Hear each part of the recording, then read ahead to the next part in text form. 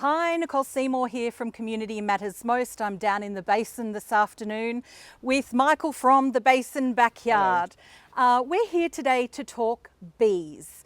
Michael kindly agreed to have a chat with me because over the last 12 months, I have received an inordinate amount of contact from residents complaining about bee swarms. And it was like, what's going on? Why do we suddenly have all these bee swarms that are causing concerns? And so I'd heard about Michael. Michael's got a shop down in Rushdale Street in Knoxfield, and we'll make sure we put the details of that up later in the program.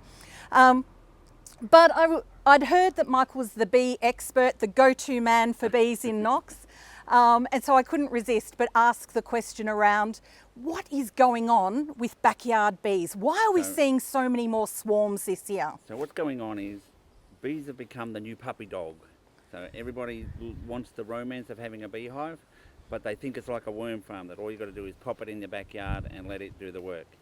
And then what happens is, when a swarm happens is the queen runs out of room and she takes half the hive with her. So because these people are just putting the hive in their backyard and not doing any regulatory checks and making sure that the queen has room, so when she looks around and goes, oh, I need to lay 1,000 eggs, I haven't got room, we're nicking off. If they keep giving them room, they'll never swarm. So it's just because it's a fad at the moment. As I said, it's a new puppy dog, and as I said, a beehive is just not for Christmas. It's a whole process. That's a great point. It's basically the point of our video today is to just share with viewers that a beehive is not for Christmas. A backyard beehive is a serious consideration. There is a lot of work and commitment that you have to put into looking after bee health, which is what I subsequently have found out. So what Mike was telling me earlier is, and this was a learning for me, is how many hundreds of thousands of bees exist in one beehive? In a really good colony, so if you can see over there, there's a stack of boxes that's 4 high. There'd be 150, 160,000 bees in that box at the moment. Yeah. So when they need to be let out to fly or swarm or not be let out, don't let them out. But if they do go out, you were telling me that they can fly up to 5 kilometres away, and it can be a lot of them, not 10,000, not 20,000, a lot. So half the hive. So what happens is when a bee's born, its first job is to make wax. Then it becomes a nursery bee, then it becomes a forager. Now, at the same time every day, around about 3 o'clock in the afternoon, you come out in the hive and there's a mass of bees just flying around. And what's that called is they're orientating. So the easy way to explain it is they have an inbuilt GPS. So they come out, they have a look around the area, because, okay, this is my home, this is where I live. Then what happens in the morning when the first foragers come out and they find the food, whether that be 1 kilometre, 2 kilometres away, they come back and do the wiggle dance. And the wiggle dance is, standing there, and it all has meaning. This is the way the sun is, this is the direction I want you to go in. And from that very, very first wiggle dance, no matter where the sun goes in the day, they can orientate towards that. So if that's at 9 o'clock in the morning, by 3 o'clock in the afternoon, they know that, okay, I've now got to go another 15 degrees that way and bring the nectar back. And they know exactly that that's the hive. Yeah. And same sort of thing, if I move that hive, I want to move the hive and I go less than 2 kilometres at night. In the morning when these foragers come out and they go and collect some nectar, they'll come back to here. Rolling. Really? So do they have in their hive the equivalent of a doggy door, like a bee door? Like how do they just come back and how does that work? So there's an entrance, and I never close the entrance unless I move them. Yeah. Commercial people always leave them open when they move them, but the problem is that bees still fly out while they're moving them, and their philosophy is, if they lose 1,000, the queen will lay the eggs overnight, there's not a problem. Yeah. So I always lock mine up, and that's the only time I lock them up, and then I open them and they're open 24/7. And as I said, like this morning was a bit cold, they wouldn't have come out till probably 1 o'clock until it got a bit warm, and then they get the energy because they're cold-blooded. They need the sun, and then they would have got the energy to go off and fly and do what they need to do. So I mean, that's a really important point when people are deciding to get a backyard hive, is the fact that the bees will wander. So they will fly off, and as we said, 5 kilometres. So some of the complaints that I've been seeing is where that hive splits and they've gone off and landed in somebody's home, and that person's then freaked out. Oh, I've got these bees, what do I do? and lo and behold, they call council or they call an exterminator. And we'll put up on the video some horrible photos that I've got of where those bees ended up getting exterminated, and you just wiped out all of that good honey producing. What people really have to understand is when they swarm, it's when the bee's ever going to be as safe as they'll ever be. When the queen tells them they're going to swarm, what happens is all the bees gorge themselves on honey because they don't know where their next feed's coming from, and also they somehow know that when they get to a new hive, they need to build wax. One kilogram of honey makes 100 grams of wax, so they know they need a gut full of wax. So understanding that and the anatomy of a bee, so a bee needs to do that to sting you, to bend. Yes. Well, because its gut's full, it can't. Yeah. And you'll see on television bee beards, when they Oh, put a yes. bee beard on somebody, that's pure and simply they've got the bees to gorge themselves and knowing full well that this person's going to be safe because they can't bend and sting them. So humans have got to not panic. Yes. Yeah. See a swarm of bees, don't think, don't panic. And as you say, please call a beekeeper rather than a pest controller. Yeah. Yes. Yeah. Now, one of the things I'm really curious about is in mainstream media over the last 6 to 12 months, there was talk about that the human race will become extinct if bees become extinct. Yeah. And then there's been whole dialogues around the importance of native bees versus imported bee or European bees. Can you talk through a little bit of that as well for novices like me that go, a bee's a bee, and are we really going to get extinct? Well, so for every third piece of food you put in your mouth, it's thanks to bees. So, I mean, they say 2 years. I think it would be longer because already, so as you would know, there's massive almond pollination happens every year. And already the Israelis are building a machine that will take bees out of the equation. So, mankind will come up with something, but yes, they are massively important. In terms of native bees, I mean, it's prime tomato growing season at the moment. And whilst tomatoes are self-pollinating, the little Australian native bee, the blue banded bee, it vibrates about 1,000 times a second. It's absolutely perfect pollination for a tomato. A tomato self-pollination is around 87%, but farmers will try to attract in blue banded bees because they get 100% success with the blue banded bee by zapping on the plant. And now, once again, you can get a little vibrating stick that mimics the blue banded bee that farmers will just walk from plant to plant and zap it. Wow. The other thing is I get a lot of people saying, oh, okay, I don't want European bees, I want native bees. Native bees don't colonise in Victoria, they're solitary. So, anywhere from sort of Coffs Harbour heading up Queensland, yes, they'll colonise, but yeah, in Victoria they just won't colonise. And one of the greatest rip-offs on the planet are these honey hotels bee hotels that people make. Yeah. Go into people's places when they've made a bee hotel 6 months later and just see all the cobwebs that are in it. Yeah, and go, don't do a bee hotel. Bee hotels don't work. Please don't buy a bee hotel. They don't. Actually, normally they're in there. Rolling. So, Michael, obviously, we're coming up to Christmas time. There is a bit of hype around getting your own beehive.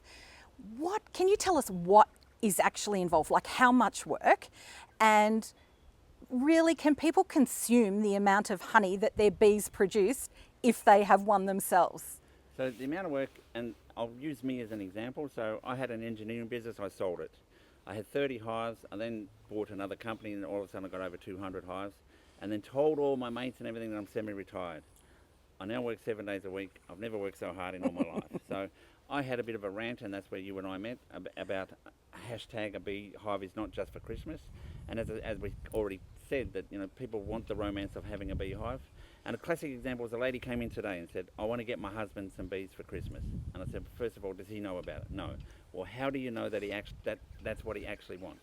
So I said to her, look, there's a $47 book there sitting on the shelf there that is written for Australian beekeeping conditions. Buy the book. If your husband then wants to take his journey further, let's take the journey further rather than you spending $1,500, finding out how hard the work is, and then, as I said, it becomes a worm farm that sits in the backyard and then causes swarms and irritates the neighbours and everything else that goes along with it, and you've lost $1,500.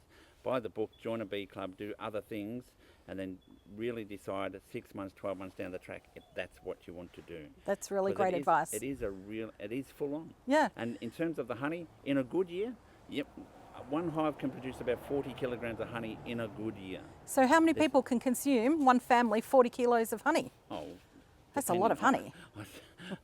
Me myself, Yeah. probably a kilo a week. Yeah, I have it on Yeah. everything. Yeah, so 40 kilos would probably last an average family maybe 2 years. Yeah. About. All my hives are in people's backyard, and I share the honey with them. Yeah. And I honestly have some of my people saying, "Please don't give me any more. Like, we just can't. We can't give it away." No enough. Christmas hampers of honey. No. So yeah, that's in a good year. Yeah. It's not going to be a good year this year. Yeah. Honey's going to be in really short supply because Okay. of all this rain that we're having. Yeah. So yeah. So rain's no Goods and good bads. for bees? Yeah, what happens is you'll see lots of flowers, Yeah. and the rain comes and washes the nectar away. Oh, okay. And then what happens is it takes the tree 3 or 4 days to replenish the nectar. Yes. And what's happening at the moment? 3 or 4 days later, we get rain More rain again. So there's this vicious, constant circle of nectar being washed out, and so it's really going to be a bad year this year for honey. Okay. A really bad year. Yeah. Yes, yeah. And so once again, thinking about getting into bees at the moment isn't good because I'm having people coming in asking me what am I supposed to do, and having to tell them how to feed their bees, artificially feed their bees to keep them going. We don't want another 20, No. 30, 40, 50 people in the same condition, Yeah. not knowing about bees, because it's only the bees that are going to suffer. Exactly. It'll be the bees that suffer. Yeah, Yeah. that's not a good idea. No. So if there are people out there that were interested in having the beehives because they cared about bees, so not so much about the producing of the honey, but they wanted to make their difference in the world, what else can they do other than buy a hive Yep. to help bees? So bee-friendly gardens, and you mentioned we've got a shop, and in our shop at Knoxfield we've got some planter boxes out the front that represent a fantastic bee-friendly garden to attract the bees in. You'll see that we've got a bird bath here, and in the bird bath, it's got water, because on a really, really hot day, one hive needs 9 litres of water to survive. They have to have the humidity. Yeah. The bees will take the honey, the water back. They then vomit the water out and then vibrate out. They flap their wings, so they're virtually making an evaporative cooler out the front of the hive. Wow. So by having some sticks or stones and landing pad in a bird bath, that gives the bees the water that they need. Yep. And then, as I said, yes, rosemary, like lavenders, along the purple scale of flowers, salvias, Yeah. like all those sorts of plants, just perfect for bees. Absolutely perfect for bees. I'm curious, what is it in a purple plant? It's the colour spectrum that they see the best. Okay, lucky the- I was going to wear purple Yeah. today and I didn't. Yeah. They would have all flown and to the me. one colour they can't see is red. Oh. So if I come out here at night and want to do an inspection, Yeah. for some unknown reason, if I bring a red light out, they've got no idea I'm there. Yes. If I bring a white light out, 100%, they go, "Oh, good, the sun's out, let's go." Yeah. And I'm in trouble. So But is that yes, a good tip for somebody that's got a swarm that they didn't expect in their driveway or in their backyard? Put on a red top, not a purple top, well, and stay away. No. It's more the light. Yeah. Yeah. Yeah. Okay, that's fantastic. Yeah. Yes, that's fantastic. Yeah, so tell us, before we wrap up, what would be your top 5 tips on what people should or shouldn't be doing? So top 5 tips. Tip number 1 is your home is your home, and a beehive doesn't complete your home. Your home is about your family, the love within your family, and a hive sitting out the back isn't going to change the fact that it's a home. 2, if you still want to head down that path, think very carefully because they are hard work. 3, think about your neighbours. If your neighbour's got a swimming pool, cross a beehive off, because as I've said to you, 8, 9 litres on a hot day, where are they going to get it? And that's the biggest dispute that neighbours have between beehives. And then tip number 4 is please don't buy supermarket honey, because it's not honey.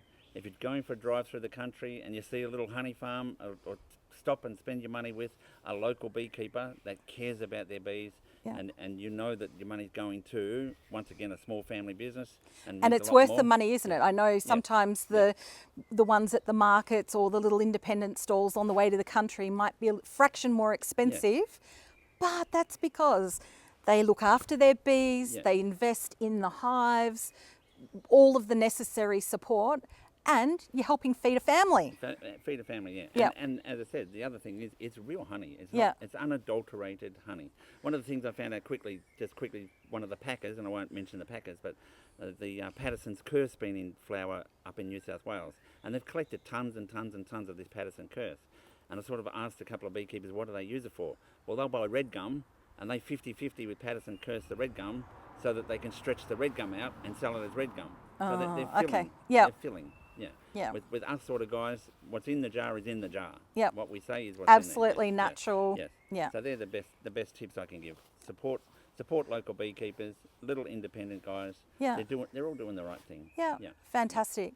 And probably the most important message that we've said a couple of times throughout today's video is a backyard beehive is not it's not for Christmas. No. It's not like a worm farm. It's not like those microbreweries that a couple of years ago, that was like the in thing that people were buying for Christmas. Yeah. Dads don't want extra work. No. And one of the crazy things in California at the moment, in LA, is to give a beehive as a wedding present. Oh, no. Not a good idea. And we all know what's going to happen to the bees. Yeah. Oh, I've got a beehive. Okay, put it out there. That's it. Yeah. Yeah, walk away. Crazy So, stuff. Yeah. So if people want to find you or find out more about the Basin Backyard, how do they... Pick that one up again. Yeah. All right. So if people want to find more about bees or the Basin Backyard, how do they get in contact with you? We have a website, which is tbbyard, short for the basinbackyard.com.au. Yes. As you mentioned, we have a shop in Rushdale Street in Knoxfield. We open Tuesday till Friday. Pop on in, have a chat. I can either talk you into or talk you out of bees. That's going to be the That's best what way I to love solve. is your honesty. So I know last time when I was down at your shop as well, your honesty in giving people the advice of not just selling them a beehive because you want to make extra cash off it. You care so much about the bees. That really came across. And you just don't want to sell them to anybody. People, So that's fantastic. Well, if you're interested in bees and want to find out more, do check out the Basin Backyard. Great tips there. And please give lots of consideration if you're thinking of getting a hive for your home this Christmas time. Think it through really carefully. Yep. You don't want to upset your neighbours with swarms and see all the things that we're seeing, complaints through council. So thank you for that. Thank you, Michael. It's been a pleasure. Yeah, thank you.